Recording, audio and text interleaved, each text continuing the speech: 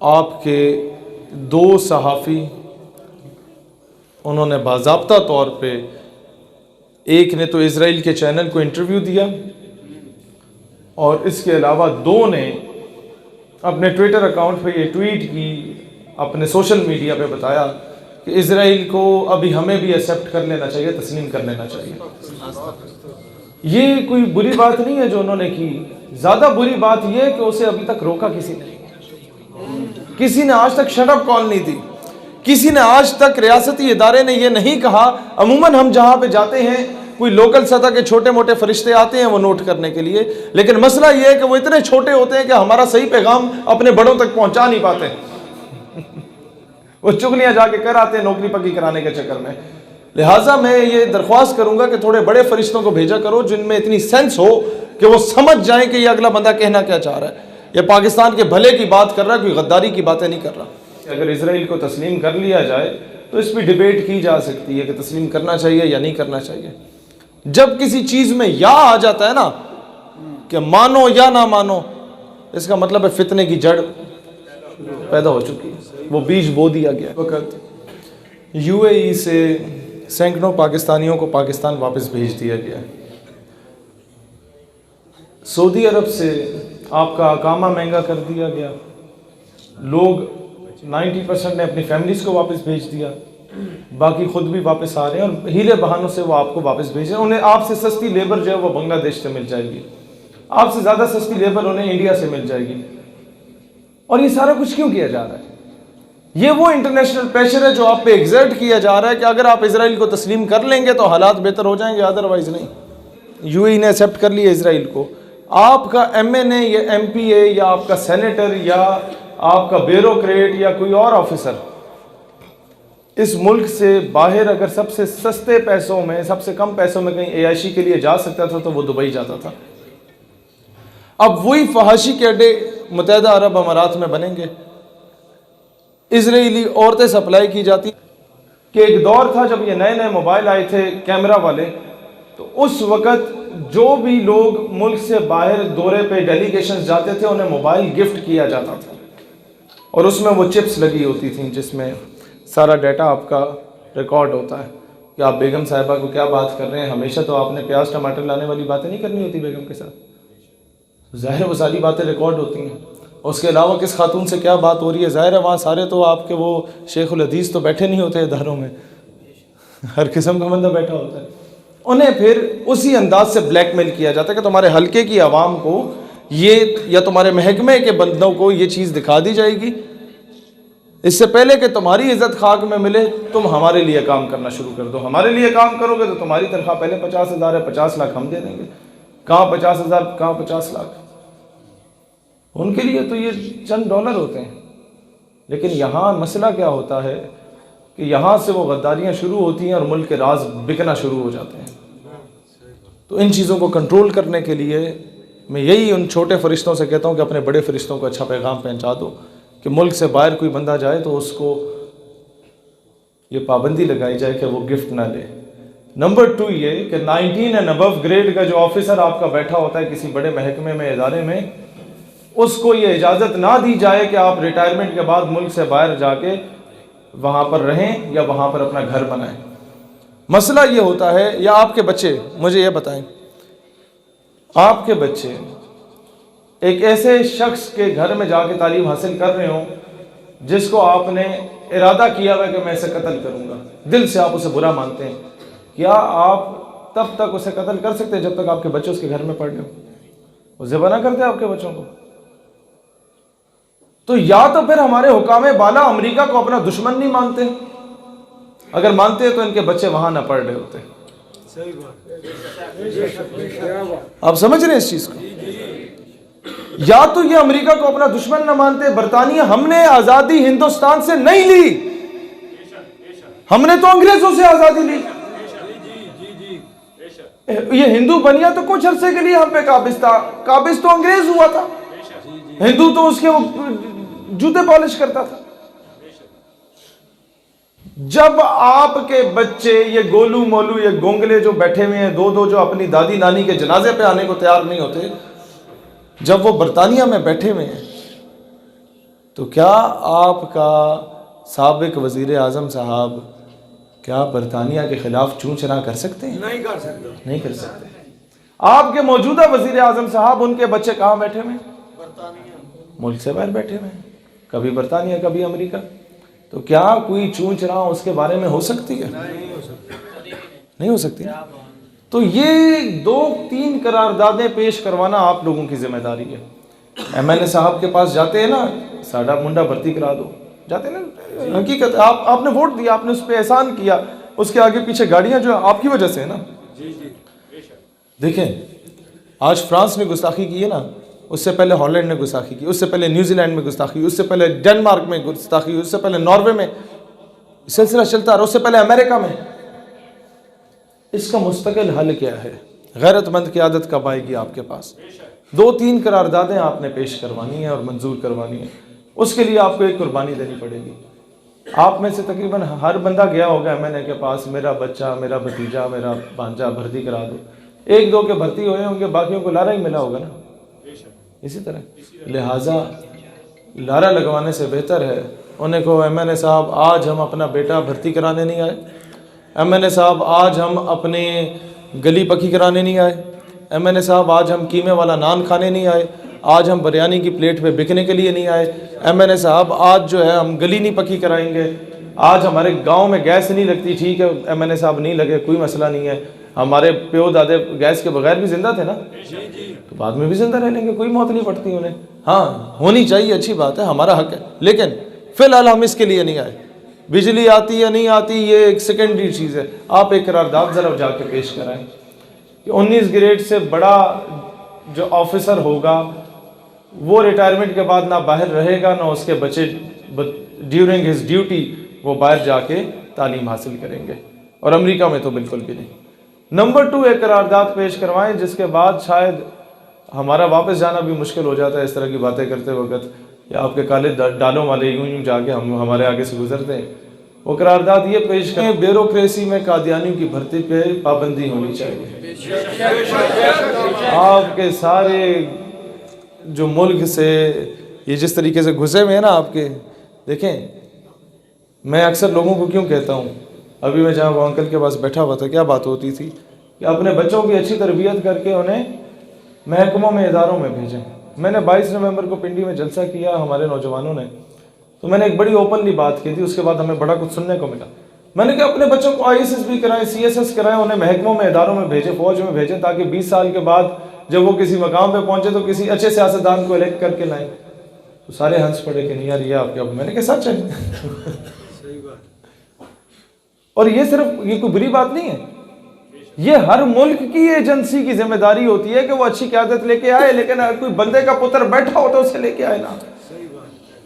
مین political parties میں کوئی چہرہ ہے ہی نہیں تو وہ جو سب سے کم برا ہوتا ہے اسے اٹھا کے وہاں پر لے آتے ہیں. اب صورتحال کیا ہے؟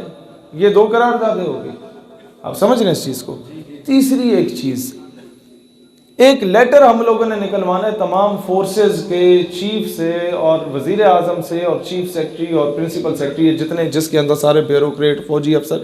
یہ چیزیں کچھ آپ لوگوں میں سے لوگوں کو نہیں لگ رہی ہوں گی کہ پتہ نہیں کی گلا کر رہے ہیں، اسی سوچ رہے سانو آ کے واقعی سنائے گا.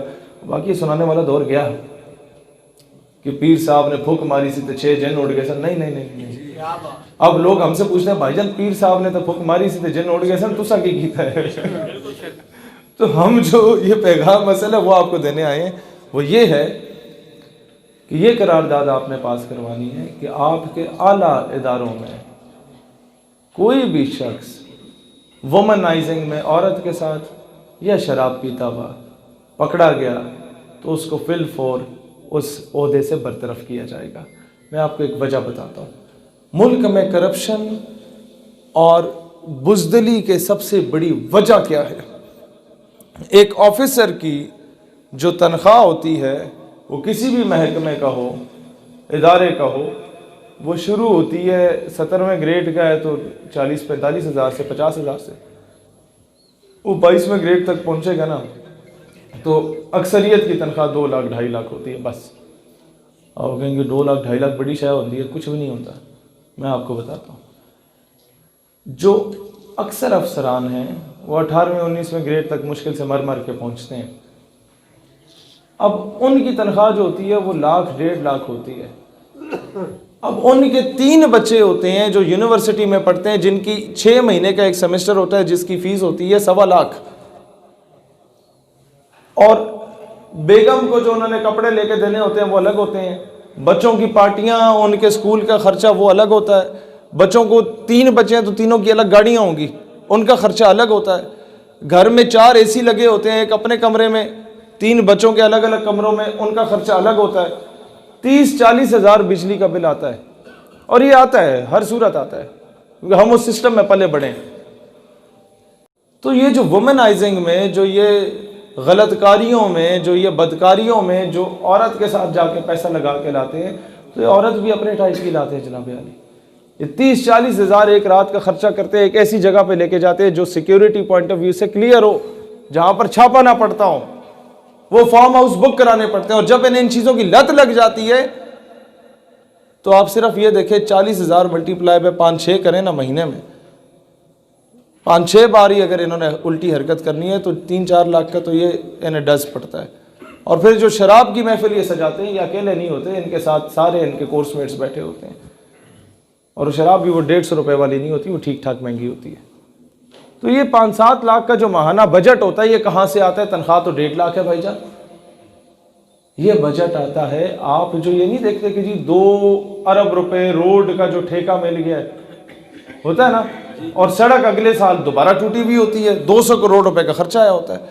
یہ پیسے مارتے ہیں وہاں ٹھیکے داری کے، پھر یہ پیسے مارتے ہیں نان کسٹم گاڑیوں کے، پھر یہ پیسے وہاں سے قابو کرتے ہیں جو یہ ڈرگ ڈیلنگ ہوتی ہے، جو افیم، ہیروئن اور یہ ہر قسم کی غلط آپ کے وہ نشے ہوتے ہیں، نشہ آور چیزیں، ان کی امپورٹ ایکسپورٹ میں. اور اینڈ پہ جب حرام کی لت لگ جاتی ہے نا، تو پھر یہ ملک کے راز بیچتے ہیں. اور اس کے بعد جا کے اپنا کوئی ملوث نہ ہوتا تو ڈاکٹر عافیہ صدیقی امریکہ کی جرت نہیں تھی کہ کراچی سے اسلام آباد کے راستے میں اٹھا کے لے کے جاتا. اپنا کوئی بکا ہوا نہ ہوتا تو ریمن ڈیوس نے باہر نہیں جانا تھا. اپنا کوئی بزدل نہ ہوتا تو کرنل جوزف نے رات کی تاریکی میں ملک سے باہر نہیں جانا تھا. اپنا کوئی بکا نہ ہوتا تو مبشر لقمان، کامران خان، یہ لوگ اسرائیل کی حمایت میں انڈائریکٹلی چوں کرنے سے پہلے 100 مرتبہ سوچتے کہ ہمیں کوئی چنڈ نہ پڑ جائے. لیکن اب بے دھڑک بول رہے ہیں، کیونکہ انہیں پتہ ہے کہ یہاں سارا بکاؤ مال بیٹھا ہوا ہے، ہر شاخ پہ الو بیٹھا ہے. انجام کوئی اس کا کیا ہوگا؟ میں کس منہ سے آ کے آپ کو وہ واقعہ سناؤں کہ ان جو ایسی تھے، ان جو نہیں ہوئے ایسی. آج کیا ہو رہا ہے؟ آنے والی نسلیں یہ کہیں گی کہ ہمارے پیو دادے جو تھے وہ کس سے سناتے تھے، لیکن پیو دادوں نے خود کیا کیا ہے، اس کے دور میں کیا ہو رہا تھا وہ کچھ نہیں کر رہے تھے. واہ واہ بٹور کے میں نہیں وہ بٹورنا چاہتا. پچھلے 6 سال سے آپ کو بتایا نا غازی علم الدین شہید رحمۃ اللہ علیہ نے کیا کیا. اب کیوں نہیں بتا رہا؟ کیونکہ اب مجھ سے سوال ہوگا، بھائی جان انہوں نے تو کیا، تم نے کیا کیا؟ پہلے ہر بار آ کے بتاتا تھا نا کہ غازی عامر چیمہ نے یہاں سے وزیر آباد سے اٹھ کے کیا کیا. اب کیوں نہیں بتا رہا؟ کیونکہ سوال ہوگا کہ بھائی جان تم نے تقریروں کے علاوہ کیا کیا. لہٰذا یہ سسٹم کو چینج کرو تاکہ کسی کو عامر چیمہ بننے کی ضرورت ہی نہ پڑے، گستاخ کی جرت ہی نہ ہو کہ وہ اس طرح کی حرکت کرے. دنیا کو یہ باور کرانے کی ضرورت ہے کہ دنیا کا سب سے بڑا اگر کوئی فراڈ ہے تو وہ اقوام متحدہ ہے. وہ میں آپ کو ایک مثال دیتا ہوں. آپ کے پنڈ میں 5 چودھری ہیں، 5 زانی شرابی ہیں، اور آپ کے پنڈ کے جو شورا بیٹھتی ہے وہ ہر گھر کا ایک بندہ اس شورا کا حصہ ہوتا ہے. 6-7 بندے ہیں گھر میں، ایک بندہ شورا کا حصہ ہے. وہ فیصلہ کریں گے کہ جناب گاؤں میں مسجد پہ 1.5 لاکھ روپے کا خرچہ کرنا چاہیے، اس کا صحن شہن ٹھیک کرنا چاہیے. لیکن وہ جو 5 چودھری ہیں ان کے پاس ویٹو پاور کا اختیار ہے کہ اگر وہ کہہ دیں، ان میں سے ایک بھی کہہ دے کہ نہیں، تو اس کا مطلب ہے نہیں، وہ 100,000 بندوں کی جو شورا ہے وہ گئی، بھاڑ میں گئی. تو مجھے یہ بتائیں ان 1000 بندوں کی شورا کا کوئی فائدہ ہوا؟ نہیں ہوا نا. ان 5 چودھریوں میں سے کوئی ایک بھی مکر جائے تو کیا معاملہ. تو اس پوری شورا کی جو کمیٹی ہے مجلس شورا کا کوئی فائدہ؟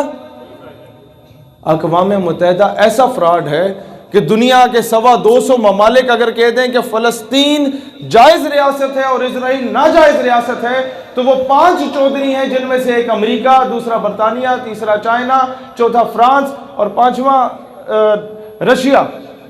ان 5 میں سے کوئی ایک بھی کہہ دے کہ نہیں اسرائیل جائز ریاست ہے تو 250 ممالک گئے بھاڑ میں، جو اس نے کہہ دیا وہ صحیح ہے۔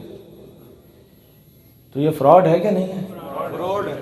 تو اقوام متحدہ دنیا کا وہ سب سے بڑا فراڈ ہے، لیکن ہم لوگ اس چیز کو تسلیم نہیں کرنا چاہتے۔ اقبال ہمیں جھنجھوڑ کے کہتا تھا یورپ کی غلامی پر رضامند ہوا تو، مجھ کو گلہ تجھ سے ہے یورپ سے نہیں ہے۔ مسئلہ یہ ہے کہ آپ جب تک ایک پیپر اٹھا کے کسی کے گھر میں نہیں جاتے کہ مجھے تمہارا نوکر بننا ہے، وہ آپ کو نوکری نہیں دے گا۔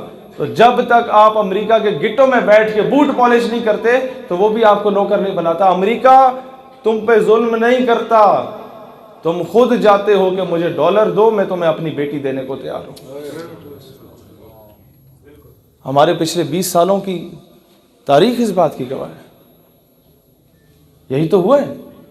ریمنڈ ڈیوس کیوں جا کے لکھتا ہے کہ $5 $10 کے پیچھے پاکستانی اپنی ماں بیچنے کو تیار ہے؟